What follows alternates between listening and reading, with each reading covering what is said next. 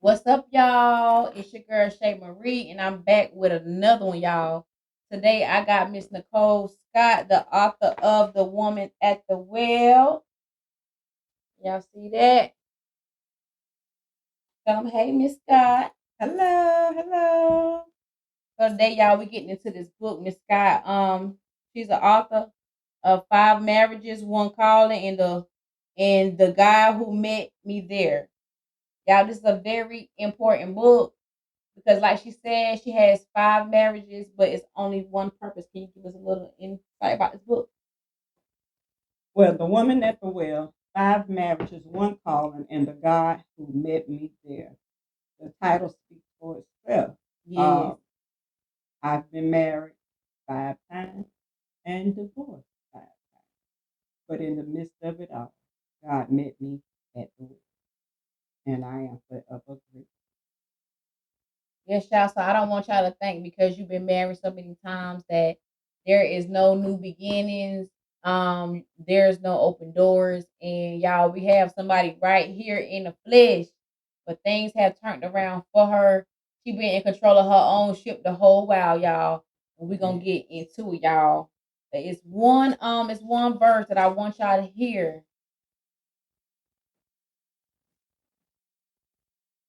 I wrote this verse down because it felt important to me because as young women we seem to think and not have hope and not have faith when things don't go right, when our relationships don't go right. But y'all, there's no reason to even feel like that because we always got a second chance, and God is always gonna give us a second chance. This is a prayer for healing and wholeness. Yeah. The prayer for healing and wholeness. In this prayer I wrote while I was writing the book, and it reads, "Thank you for the lessons that come through love, even when they hurt.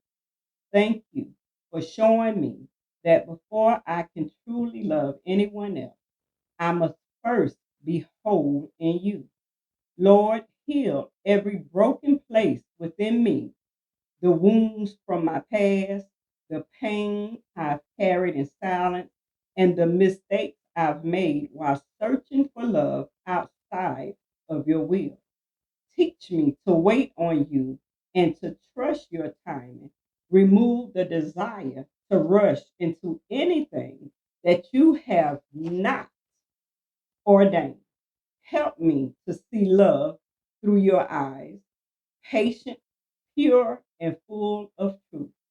I pray for every reader who may be standing where I once stood, searching for completion in another person. Remind them that you are the missing piece. Guide their hearts to seek your wisdom, to pray before they promise, and let you be the foundation of every covenant they enter. In Jesus' name, amen. In Jesus' name, amen, y'all. And I know a lot of us had to hear that prayer because sometimes we wrap ourselves in these men, we forget about us, y'all. Mhm. And God is the covenant. No relationship is not going to work if both y'all is not mutual with God. So can you give us a little insight about this book, y'all? This book is very interesting. We actually did the first interview, y'all, but it was so good, y'all. I had to read this book, and I encourage y'all to go and get this book. Before we get into this book, where can we find this book? Okay. The book is on Amazon, it's on Walmart, and it's on Barnes and Noble, and it's also on ingramsparks.com. You can also order the book from me if you would like an autographed copy. You can hit me up on Facebook, Nicole Scott. I'm also on TikTok, Nicole Scott. And I can mail it if you're out of state, and I can hand deliver it if you're right here in Bennettsville or surrounding county.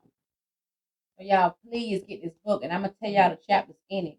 One, love is blind. Two, business arrangement. I love the business arrangement.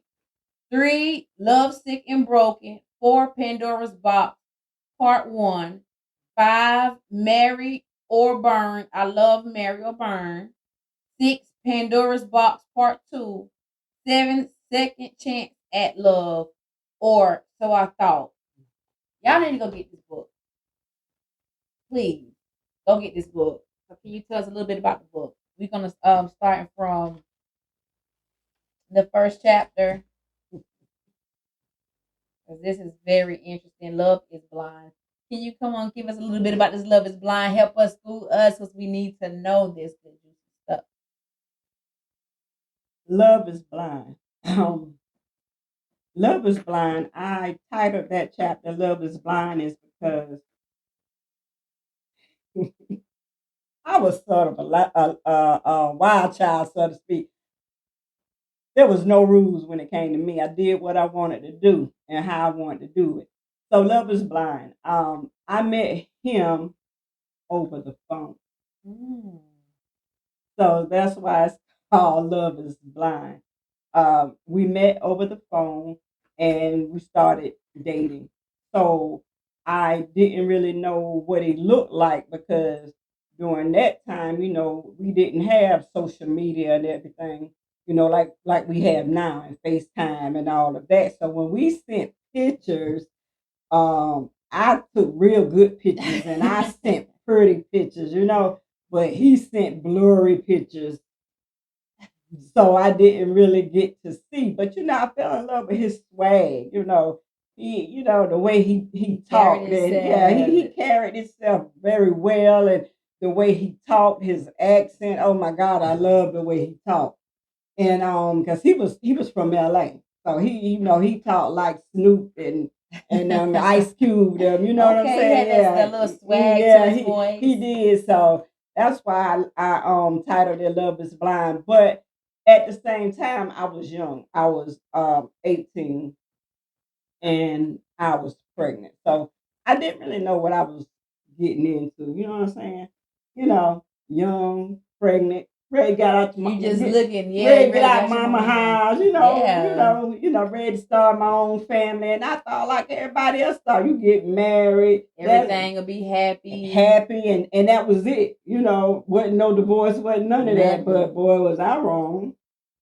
But found out he was cheating and everything, and so had to end that. You had to end that relationship. But God was nowhere in the midst of that. You were just doing something, just to be doing something. Ready to get out mama house, just ready to move on, and we have the idea of if we get married happily ever after, that fairy tale.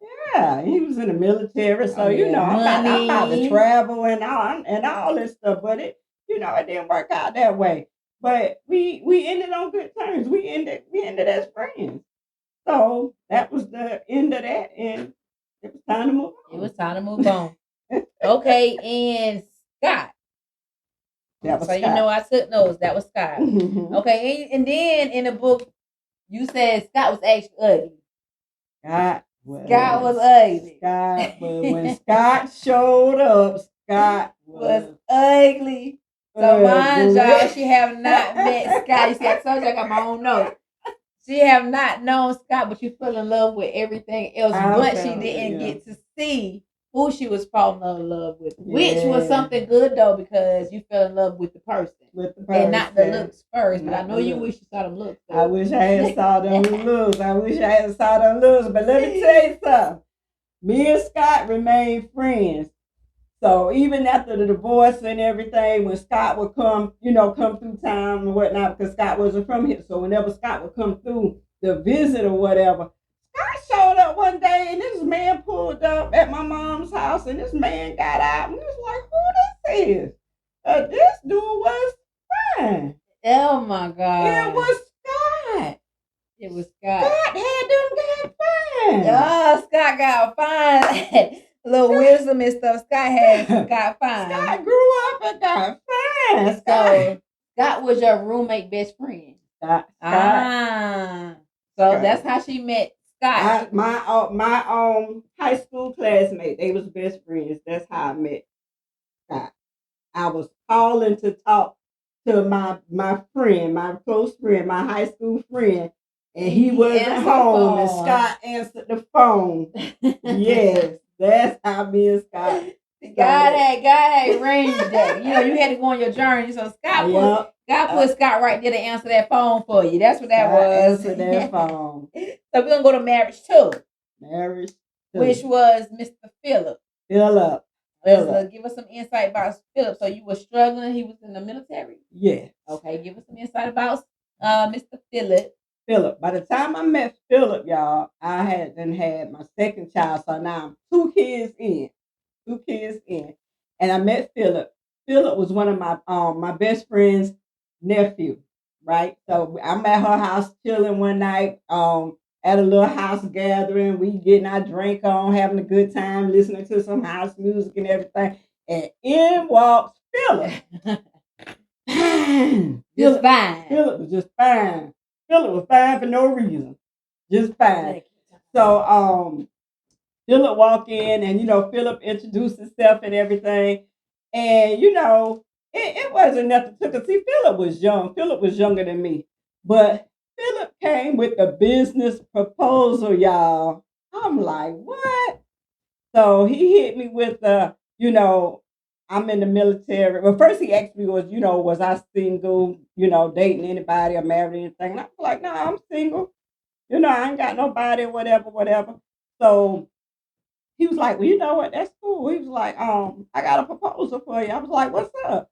So he hit me with the proposal, the business arrangement. Oh, yeah. And that's where that title came from, the business arrangement. So I'm like, you know what? Here I am with 2 kids. I can use the extra income. You need that business arrangement. Who wouldn't? And again, God was not in the play.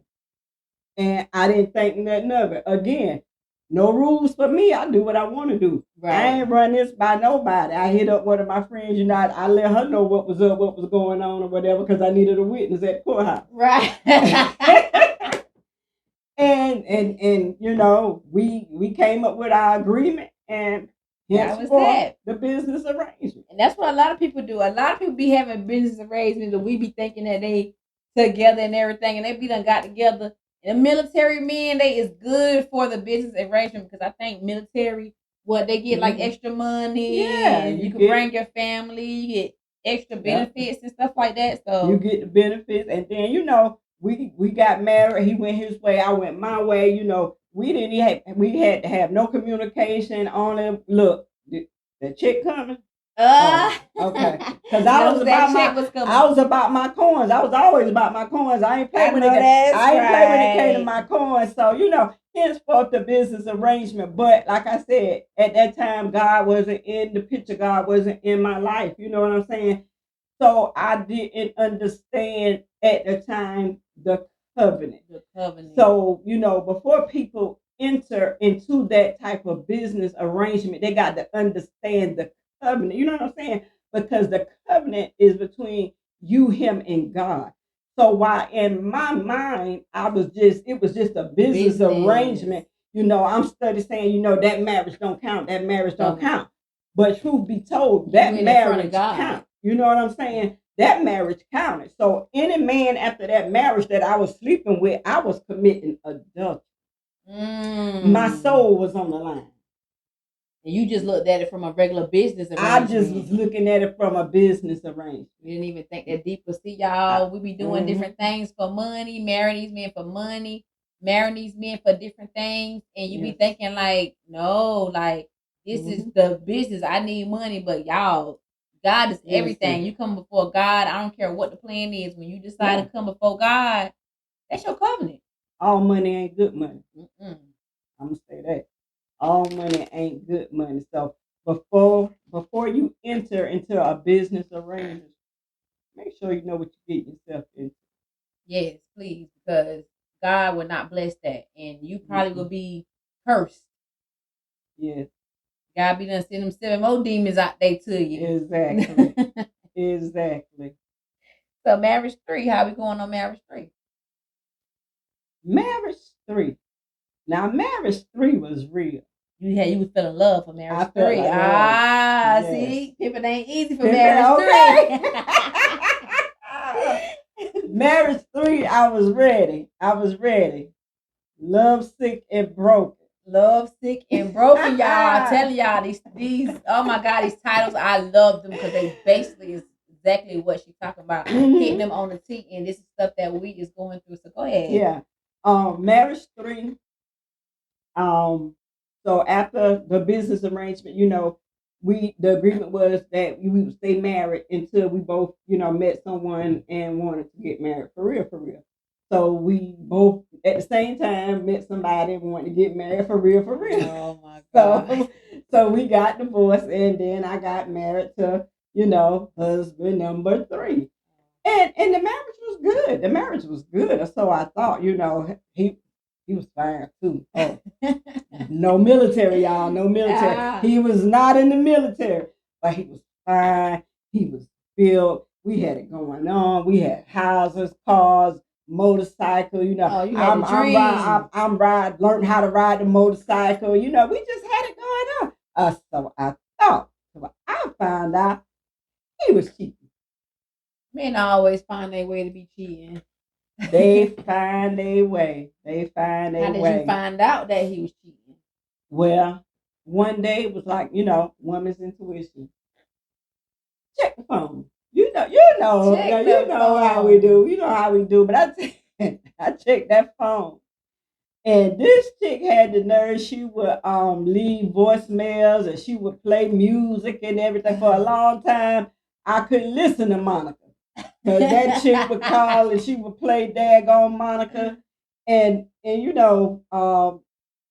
cheated with her for a couple of years. She was in a marriage for a couple of years. So yeah, they had done built their own relationship and fell in love. She was in marriage for a couple of years, and then I tried to do my get back. You know what I'm saying? I tried to do my get back. Well, I ain't tried. You did that get back. I did that get back. I did the get back. I did the get back. But the thing with doing the get back is I was doing my get back. She was still hurt. No, but he ain't know I was doing the get back. Okay. He was just doing what he wanted to do it. Yeah, he was doing what he wanted to do it. He didn't know what I was doing. And then I had to do a self-check.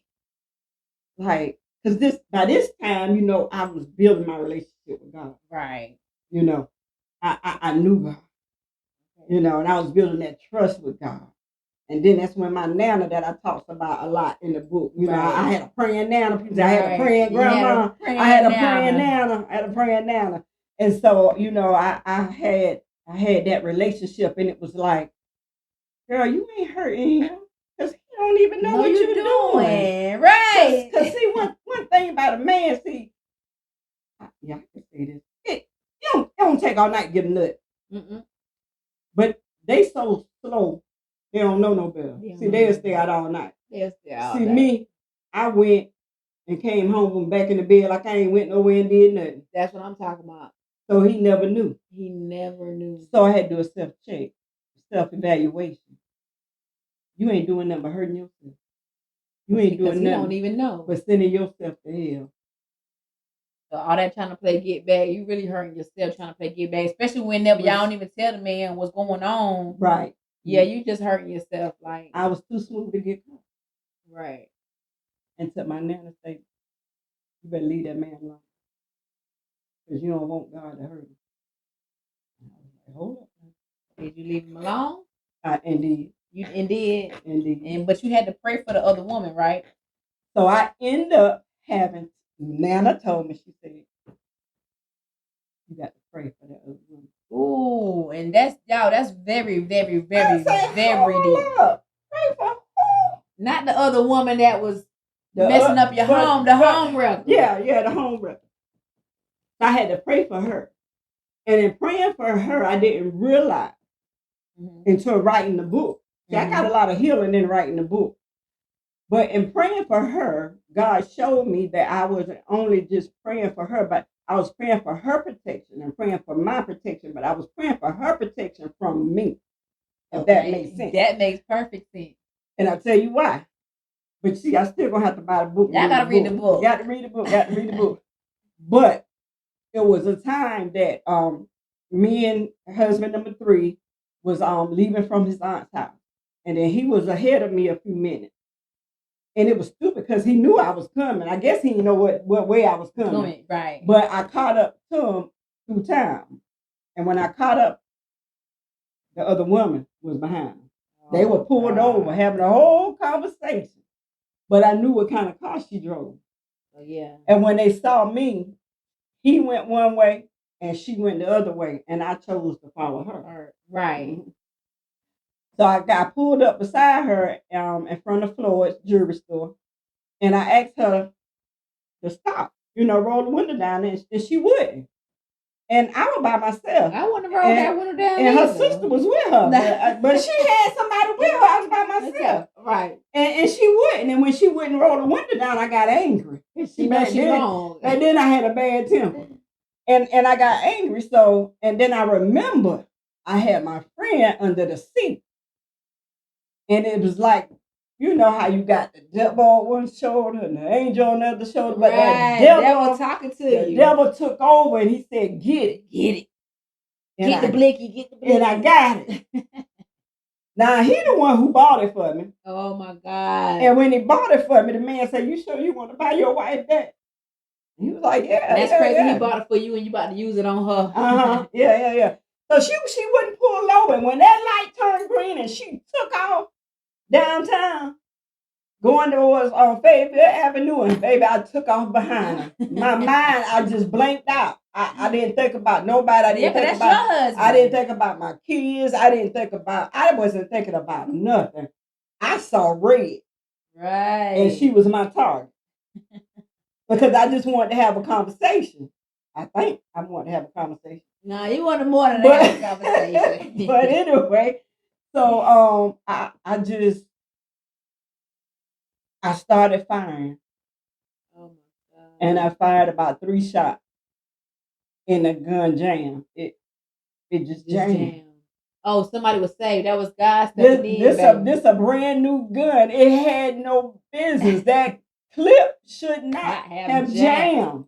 But good thing it jammed, because you probably would have killed the woman. Yeah, see, that's why that gun had jammed, because you would have killed that woman behind that man, that cheating man. That wasn't nobody but God. And me and my apostle was talking. We was talking about it this morning. Because I found me another one online last night. Oh my God. Yeah, they're about to get it perfect too. That thing pretty. Oh my God. Because I'm ready for one now. My temper ain't bad. Yeah, no more. You know what to do with it. Yeah, I know what to do with it. Right now, I just need it for protection, because me and my daughter live by ourselves. So, and I was telling her about it. She was like, she said, you can get one now because your temper ain't what it used to be. I said, shot. I said, but hopefully this one, it don't jam like the other one. And even she said, I just heard the Lord say, it was him. It was him. And see, that just brings tears to my eyes, because I know that was God. That was God. Because I could have lost everything. You could have lost everything, your kids, my kids, everything behind a marriage. Behind a man. God would deliver you, baby. And he did. A man. It ain't worth it. So many women in prison now behind a man, and it's not worth it. But God, see, my path was already written. When he said it was predestined, it was predestined. 5 marriages, all 5 of them, because it is one calling on my life.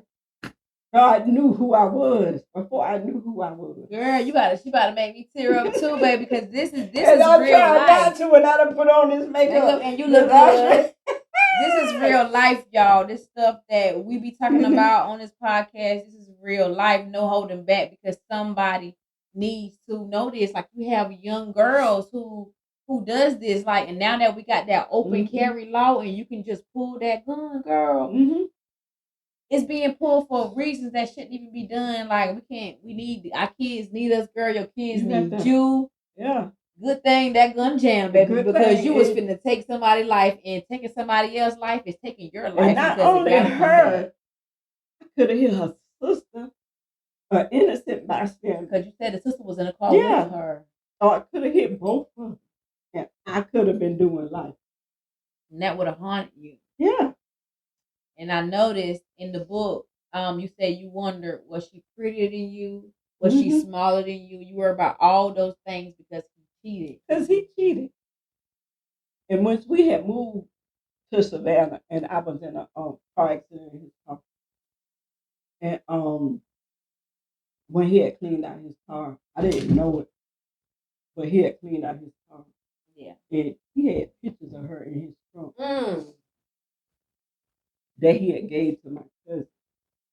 And I didn't know it. So one day my cousin finally came and knocked on my door and she was like, "Cuz, I can't hold these pictures no more. I can't hide this from you." And he gave it to me. She gave it to me. And I carried her pictures around for a while. I finally had to just burn them up, comparing me to her. Comparing me to her. And See, God had to heal me. He had to heal me. Because it wasn't even about me. That was about him. that was his doing. That was him. That was between him and her. That had that. Because I was beautiful then, and I'm beautiful now. But it had tore my self-esteem up. Because he was messing with her, and that's where a lot of us go wrong too. Mm-hmm. Soon as our boyfriends or husband or anything cheat on us with another woman, we go looking into that other woman instead of looking to ourselves and having that confidence in that relationship with God.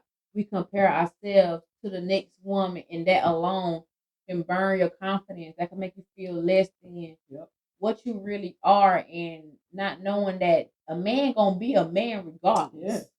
No matter who you are. No matter or who what you you are. look like. You can be the baddest You one sure out can. You there. see Beyonce get cheated on, and It's that's the okay. most baddest one. Exactly. And they gonna do what they do. And we can't help that. Like, we just gotta pray that God have sent you somebody decent enough to love you for you. Because like I said, it's a lot of temptation out there, and just because she's smaller than me or her butt might be bigger than mine, that don't mean that I'm less than who I am, because Right. that's who he stepped out with. Right. Because sometimes that could be the easier woman. Exactly. You see what I'm saying? Exactly. So you got to give your life away and take hers, and really and truly, their relationship was probably built off lust. And it never was know. because he wasn't gonna never leave me. He wasn't gonna never leave you. I had to leave him. See? I had to leave him. Okay, and then we got Pandora's box. I couldn't wait to get the Pandora's box because I love Pandora's box. So give us a little something about Pandora. Talk about Pandora box. This is why she wanted this second interview. Because I had to read, y'all. I had to read because it was too much. Like, just having the interview, and I haven't read that book. Just by scanning that book, I knew this was a good book, and I had to. Pandora's box, y'all. Pandora's box is after I came out of marriage number 3, and I moved back home, and I met Alan. Mr. Allen. See, I haven't read the book. Y'all better go read that book, Mr. Allen, okay? And I met and I fell in love with Mr. Allen. And Alan, Alan, Alan is Alan. Alan is Alan. I like Alan because in the book, you loved Alan. I loved Alan. Yeah, I loved you Alan. You loved Alan. And you was finding God when Alan arrived. Alan accept you for who you are. Yes. By the time Alan came into the picture, by this time I'd have moved back here, and I'm pastoring now. I'm co-pastoring. You know. So now this stuff that's gonna go on is stuff that people in ministry is not gonna want to talk about. You know, this is stuff that I couldn't deliver myself from. This is stuff that God had to deliver me from and heal me. So I met and I fell in love with Alan. And Alan and we shared the same interests. We shared the same desires, and sexual desires as well. And therefore, me and Alan opened up Pandora's. Yeah. If you don't know what Pandora's box is, you better get that book. You got to read the book. You got to read the book. Our sexual appetite is the same. You know, And Alan allowed me to be me. Yes. You know, he allowed me to experience experiment with, you know, with a man and with a woman. Hence Pandora's Box 1 and 2. So Y'all had fun together. we had fun We together. had fun together. Okay. We had fun together. Our, me and Alan was listen. Me and Alan really was supposed to be in a one night stand.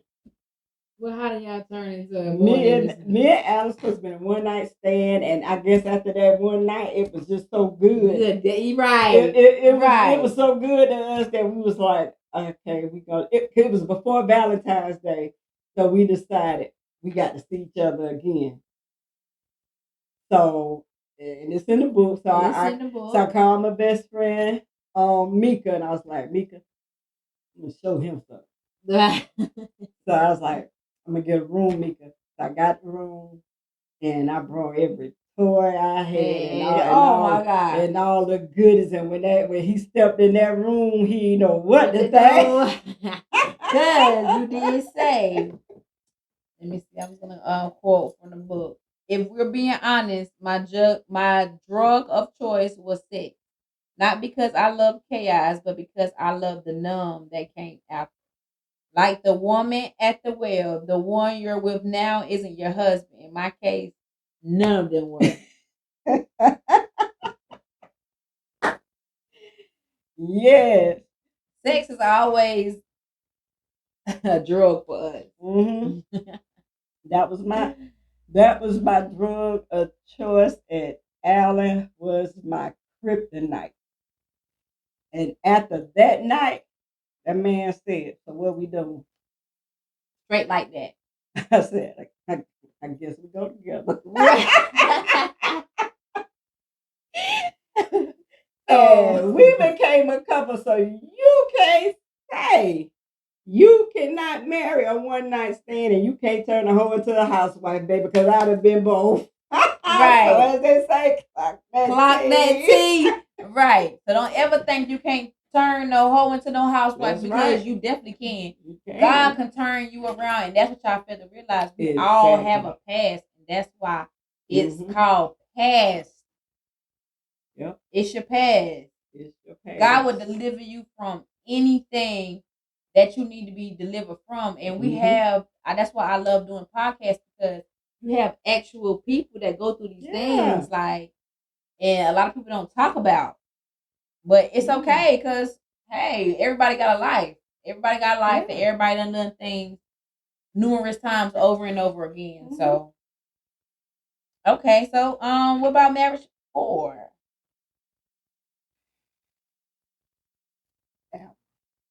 Loser.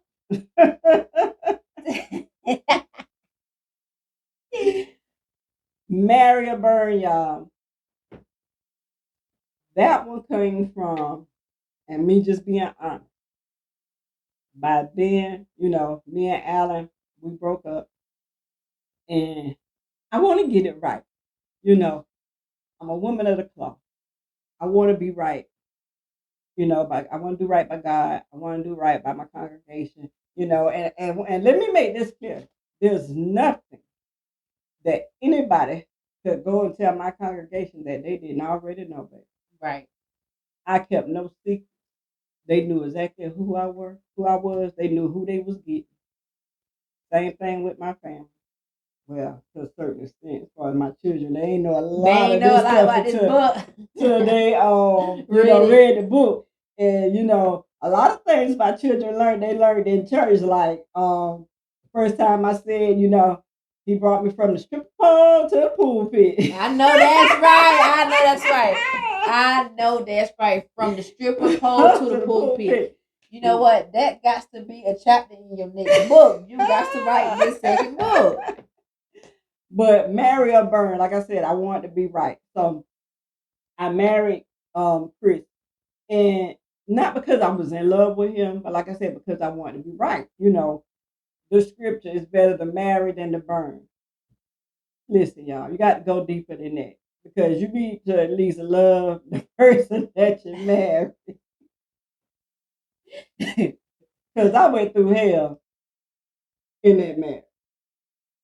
I went through hell. If you go back and you read it, Right. you see where I fell, and he said he wasn't helping me up. Right. Okay, who was gonna stay in that? Who's gonna stay in that? Because for one, you mean, but for what? Why did he feel like he had those type of feelings towards you, though? Because he knew what it was going in. He always knew that my heart really belonged to Alan. It was no secret. I never hid that. I never hid that. I was always honest and upfront about how I felt about Alan. Come on. The night we got married on our wedding night, I cried. If that wasn't a red flag, I don't know what was. Because you wasn't sure what you were doing because you knew. And matter of fact, didn't Alan then called you and told you not to marry that man? Alan had called. Alan called on that day while I was getting dressed, niece doing my makeup and everything, and Alan called. Nicole, don't do it. Please don't do it. And I'm like, you should have been called. You could have been stopped. This is too late now. I'm going through it. I'm going through it, and you a little too late. You too late. And then I did it. And then less than a month after the wedding, here come Alan calling again. Yeah, Alan did not let up, y'all. Alan called. I'm round the corner from your house. I want to see you. Told you he my kryptonite. I'm like, kryptonite, but okay, you said, okay, Alan, because you know that she still had feelings for Alan. I'm like, okay, come on. And Alan came by. Chris was at work. Alan came by. And then I invited him on in the house. And whoop-de-doo. Like, so, what Alan, did you just do? Right, knowing that you love that man. Knowing that you love that man. And it's like, Chris knew it. And when I would try to be nice to Chris and everything, then it was like he would give me his tail to kiss. Yeah. Then he was mean, but it was like couldn't nobody get along with him. His children, I mean, just nobody. My family stopped coming around. Friends didn't want to come to the house. I mean, it was just toxic. And my health started failing, and I was more depressed. My anxiety was through the roof. I just stayed in the bed. I wouldn't go nowhere. I wouldn't do nothing. And it was like I was stuck. I was dependent on him. I was dependent. I was so dependent on him. And then I knew it, like when my disability finally came in and I went looking for a car. And I did tell him I was gonna get him a car and everything. And I was, but I wasn't gonna get it before I got me one. Right. What he thought? So I went looking for me one day, and I didn't find me one, but I bought my baby one first. And he saw it, he got upset. He gonna say, "But what I supposed to do? Wait." What do you think? Oh, it's time. Yeah, it's time. It's time to go because he wanted to be number one, but he mean and he didn't even help you off the floor. Like you can't have your cake and you can't eat it too. Like he didn't help me off the floor.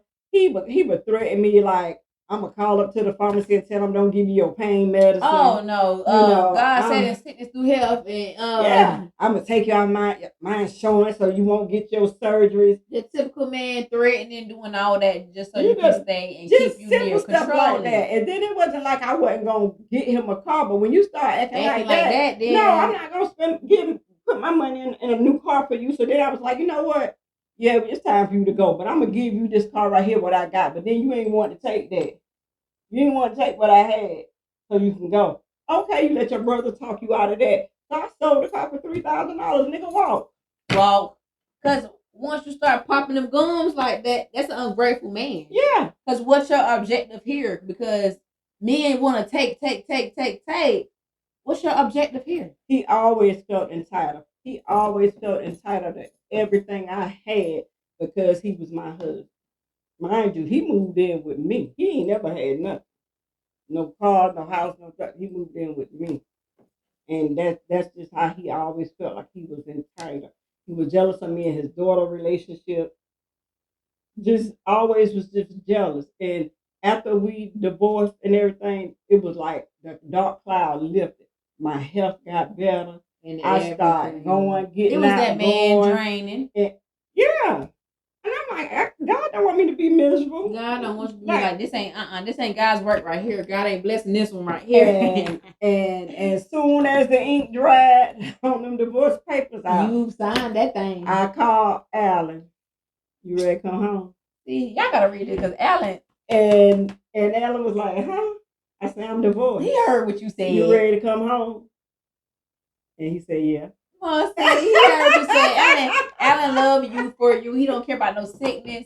He don't care about any of that. He don't care about any of that. And I read in here, he helps you. He gets your walker before you even go to grab it. Like that's a man. I be like, can you leave that walker with me? I don't need it right now. That's a man that loves you for you. Like he do. Ain't no doubt. Alan loves me. To this day, Alan loves me. To this day, Alan loves you. Mm-hmm. He do.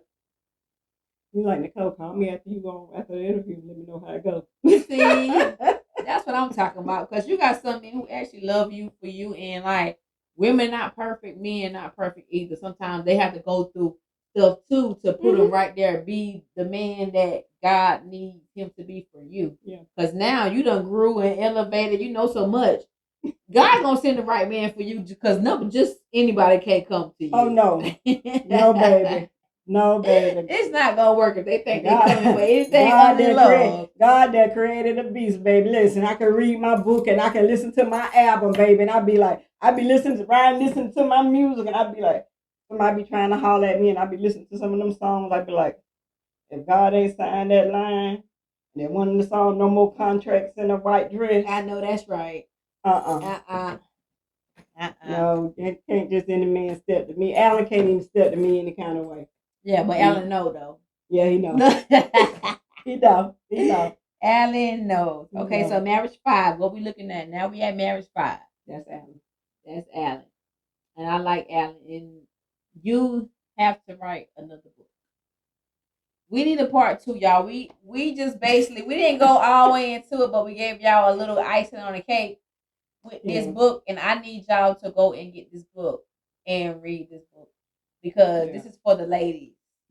And we have ladies, we have people like this because I found myself in some of this book. Yeah, because I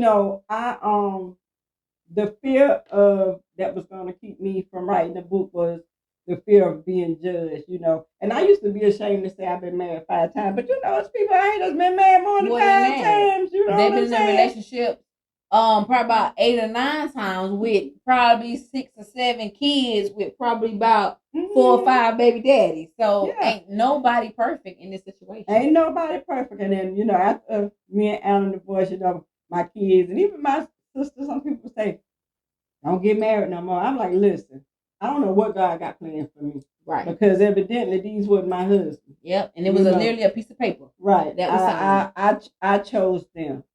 But it was all a part of God's plan. And the thing about it is, I didn't give up. I got up. That's right. She didn't. Y'all heard her. She got up. I got up. She got up. No matter how many times I failed, I got up. But you found God. I found God. You found God in the midst of all that pain. That pain will bring God right on to you. I found God at the well, baby. I found him. I found God, and I'm happy. I look back now out everything out of all them husbands. I'm thankful.